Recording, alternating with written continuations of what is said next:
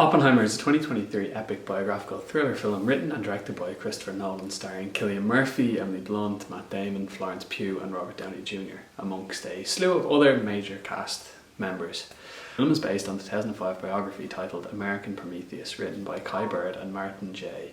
Sherwin. It chronicles the life of Oppenheimer, who was a theoretical physicist pivotal in the development of the first nuclear weapon as part of the Manhattan Project.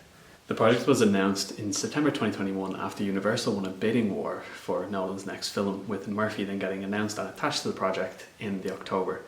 The film was made using a combination of 60mm and 65mm large format and IMAX, with some of the film being shot in black and white, which was a first for IMAX in and of itself. The story's framing device spans from Oppenheimer's security clearance hearing in 1954 until Strauss's Senate confirmation hearing in 1959, with flashbacks being used throughout the film to demonstrate how and where we are within the story and those hearings, respectively. The story is great. Despite it being 3 hours long, it never feels like it's lagging, dragging, or that you simply are dealing with filler. There are a lot of people who have made comments with regard to the last hour of the film, feeling that after the bomb goes off, the rest of the film just kind of, in their eyes, drags along, but that was never a feeling that I had. If anything, I appreciated the fact that we got the last hour of the film, because I didn't know anything to do with the last hour.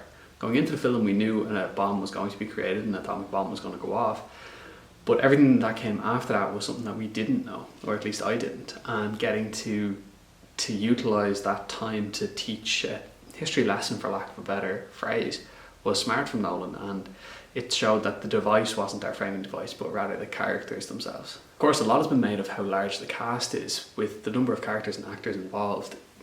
It has to be a couple of dozen, if not more, for relatively large name actors. But we know that Nolan is a sought after director, with a lot of the main cast, such as Blunt, Damon and Robert Downey Jr., accepting $4 million paychecks for their work, as opposed to the $10 to $20 million range that they traditionally would try and receive for these types of films. And here, a lot of people signed on without knowing the character they're going to play, which just shows the gravitas that Nolan has in that kind of feature and realm. Murphy, as usual, was outstanding, and to be fair, he is a powerhouse in the industry and is finally getting recognition as such.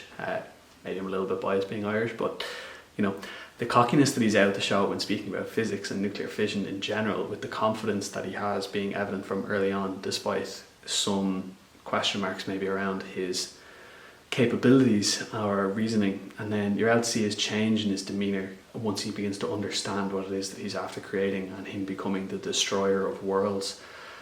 It shows that Murphy is portraying the same person, but there is a switch that seems to flip inside him that gives that context and adjustment within that. And to be fair, that is probably one of the reasons he is the front runner for the Academy Award this year, alongside Paul Giamatti. To me, Murphy, ever since the film came out in July, was the easy choice, and thankfully it has remained as such, but it is definitely well deserved. Like, the way that he's been able to go around this award circuit and remain humble. To be fair, a lot of the time it is Downey Jr. who is like pushing Murphy for the awards, which is quite interesting.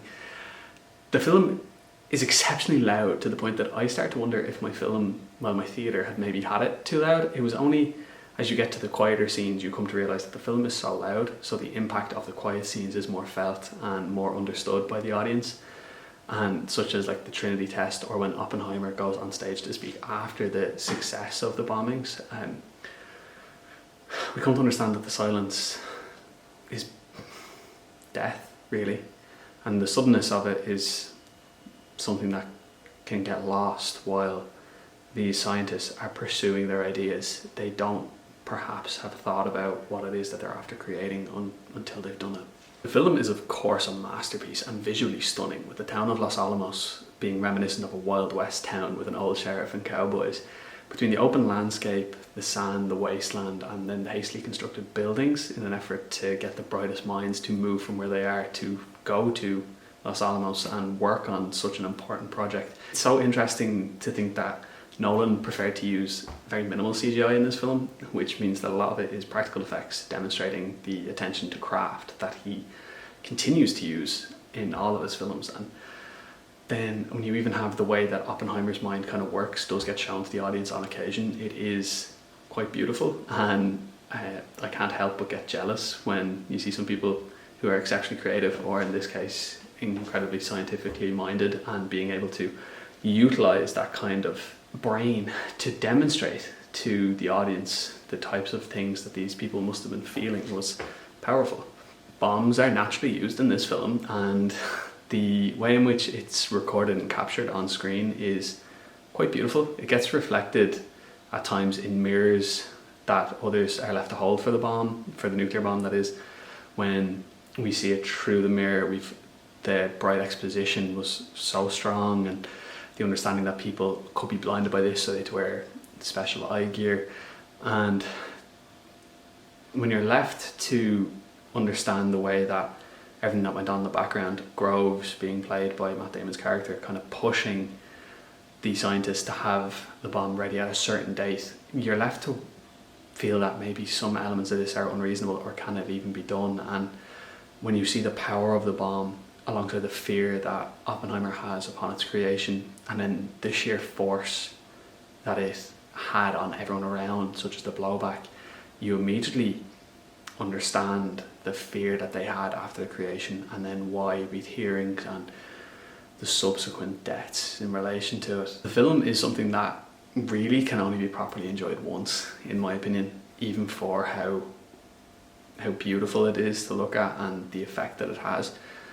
But at a 3-hour runtime, you already know going into it how it's going to end, but then everything that kind of gets tied with it, it's hard to be willing to go through it multiple times. But with that said, I think this film is going to be a powerhouse when it comes to the awards, and I expect to walk away with multiple.